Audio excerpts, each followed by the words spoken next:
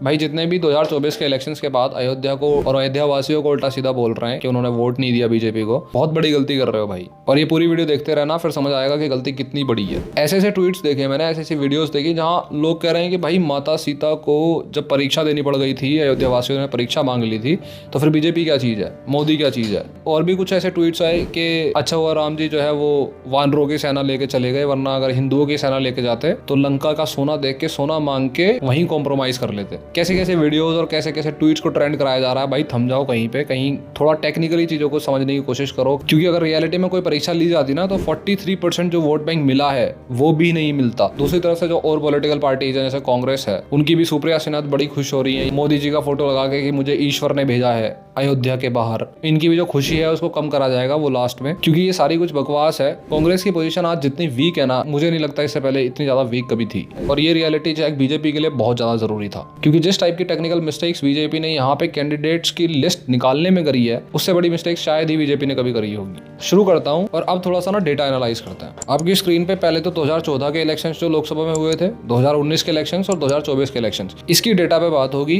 पहले तो ये समझ लो सिंपल सी भाषा में कि भाई अयोध्या लोकसभा सीट नहीं है, फैजाबाद लोकसभा सीट है, जिसमें कई सारी और टाउन आते हैं। तो 2014 में जब इलेक्शंस हुए थे, जब नरेंद्र मोदी जी की अच्छी खासी वेव थी, उस टाइम बीजेपी को जो नंबर ऑफ वोट्स मिले थे 4,91,000। उसी साल बसपा को वोट मिले थे 1,41,000, सपा को वोट मिले थे 2,08,000 और कांग्रेस को वोट मिले थे 1,29,000। अगर यहाँ पे मैं इंडिया अलायंस को देखते हुए सपा और कांग्रेस के वोट को दोनों को जोड़ दूं तो 3,37,000 वोट बनते हैं। लेकिन यहाँ अगर बसपा को भी जोड़ दिया जाए तो वोट बनते हैं 4,78,000। यहाँ पे बीजेपी आराम से जीत गई थी, लेकिन तगड़ा कॉम्पिटिशन हो जाता दोनों के बीच थी अगर ये तीनों पॉलिटिकल पार्टीज के वोट्स एक साथ हो जाते तो। अब यहाँ पे थोड़ा सा अजीब आपको लग रहा होगा कि भाई इंडिया अलायंस का तो समझ में आता है कि तू सपा और कांग्रेस के वोट्स को जोड़ रहा है, लेकिन बसपा के वोट्स को तू कैसे जोड़ सकता है। ये तो हवा वाली बातें हो जाती हैं, ऐसा नहीं है।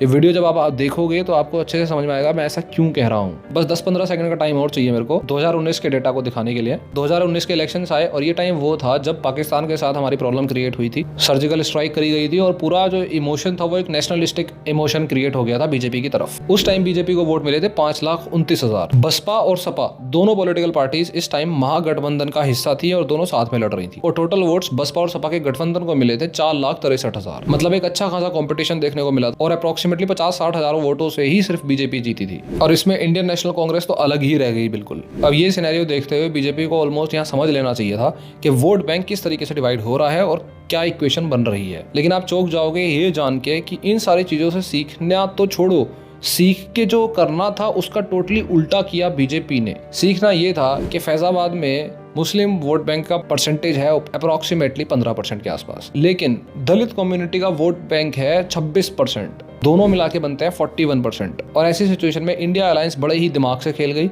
और बीजेपी ने उसका उल्टा कर दिया। पहले तो इंडिया अलायंस ने जिस कैंडिडेट को वहां से खड़ा करा, समाजवादी पार्टी के कैंडिडेट अवधेश प्रसाद, वो एक ऐसे इंसान है जिनके पास दलित वोट बैंक का बहुत ही अच्छा खासा कंट्रोल था पहले से। 9 बार वो विधायक बन चुके थे, मंत्री भी बन चुके थे, समाजवादी पार्टी के one of the most important leaders में आते हैं। पासी जाति की जनसंख्या वहां अच्छी खासी है और उसी जाति से वो आते हैं। At the same time BJP के कैंडिडेट वही रहे जो पहले थे, लल्लू सिंह, जो ठाकुर समाज से आते हैं। और अजीब बात यह है कि बसपा, जिसको दलित कम्युनिटी के या मुस्लिम कम्युनिटी के वोट काटने चाहिए थे, उनके कैंडिडेट थे एक ब्राह्मण समाज से, सच्चिदानंद पांडे। अब इसमें और अजीब बात सुनो आप, लल्लू सिंह का एक वीडियो आया था जो बीजेपी के कैंडिडेट थे, जहां पे वो ये देखते हुए पाए गए कि भाई अगर हमारी 400 पार सीटें होंगी तब हम संविधान को चेंज कर सकते हैं। सरकार तो 272 पर ही बन जाता है, लेकिन 272 की सरकार संविधान में संशोधन नहीं कर सकती, उसके लिए 2/3 बहुमत से अधिक थी। अब यहाँ पे कोई ऑफिशियल लेटर्स नहीं लिखे जा रहे हैं टू द प्रिंसिपल करके, प्रैक्टिकल बातों की बातें होंगी। जब संविधान बदलने की बात होती है तो कहीं ना कहीं दलित कम्युनिटी,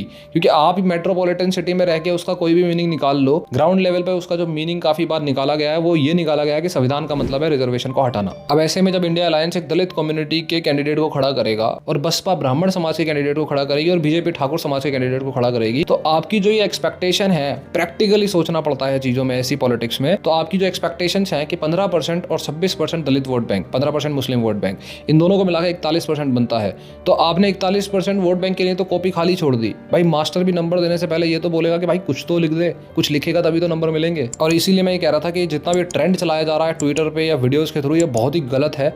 क्योंकि फिर भी अगर बीजेपी को 43% वोट मिलते हैं जहां बसपा ने ब्राह्मण कैंडिडेट को खड़ा करा है, तो ये काफी लॉयल वोट बैंक है। हालांकि मैं खुद भी ओबीसी हूँ और ये मैं अच्छे से जानता हूँ कि कोई भी पॉलिटिकल पार्टी हो, इसमें सिर्फ बीजेपी की बात नहीं है, कोई भी रिजर्वेशन को हाथ नहीं लगाने वाला है। ये सिर्फ एक नरेटिव था जो जबरदस्ती सेट करा गया। कोई भी पॉलिटिकल पार्टी इतनी पागल नहीं है जो ऑलमोस्ट 50% के आसपास के वोट बैंक को खराब कर देगा अपने आगे के पूरे लाइफ टाइम के करियर के लिए। अब आते हैं दूसरे टॉपिक पे कि कांग्रेस को यहाँ पे क्यों खुश नहीं होना चाहिए। क्योंकि सुप्रिया सेनाथ बड़ी खुश थी ये बोलते हुए कि ईश्वर ने मोदी जी को भेजा है अयोध्या से बाहर ले जाने के लिए। बात यह है कि आप लोगों ने अपना ट्रम्प कार्ड इस्तेमाल कर लिया। आपने जो बेस्ट आप कर सकते थे आपने कर लिया। ऐसा तो हो नहीं सकता कि आप जिंदगी भर अलायंस में रहोगे। ऐसा भी नहीं हो सकता कि आप जिंदगी भर सारी पॉलिटिकल पार्टीज को मिला के सिर्फ बीजेपी के अगेंस्ट खड़े होगे और फिर भी अगर आप जीत नहीं पा रहे हो तो इससे बेस्ट क्या ही हो सकता है। और जो कांग्रेस और सपा के गठबंधन में नंबर ऑफ कैंडिडेट्स तो सिंपली कम हो गए होंगे क्योंकि सीट शेयरिंग तो हुई है।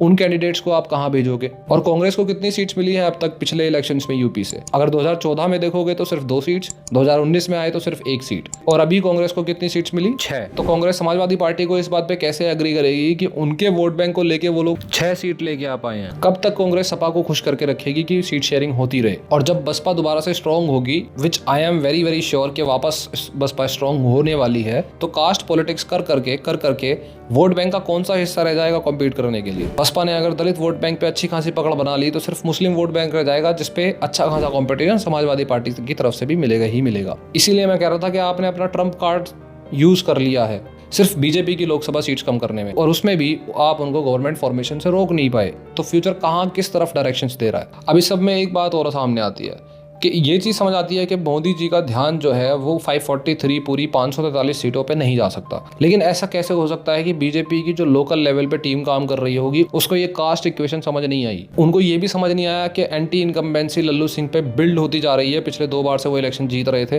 अंदर के लोग क्या चाहते हैं, उनकी क्या विश है, ये समझ आता है कि मोदी जी को सारी कॉन्स्टिट्यूएंसीज के बारे में नहीं इन्फॉर्मेशन होगी। भाई इंटरनेशनल इशूज भी डील करने पड़ते हैं, हर स्टेट में जाकर रैलीज करनी पड़ती हैं, लेकिन योगी जी और उनकी टीम को ये चीज़ पता नहीं चली। खैर जो भी हुआ जैसा भी हुआ हो गया, लेकिन प्लीज़ भाई रिक्वेस्ट है, अयोध्या से जो 43% वोट बैंक मिला है ना उसकी इज्जत करो, उसे उल्टा सीधा मत बोलो, उसे हाथ जोड़ के नमन करो।